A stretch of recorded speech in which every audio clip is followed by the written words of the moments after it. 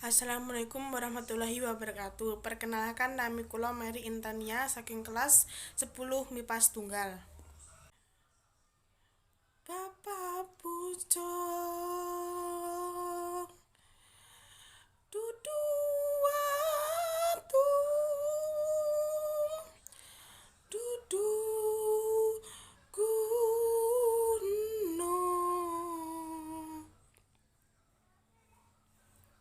Satri Yose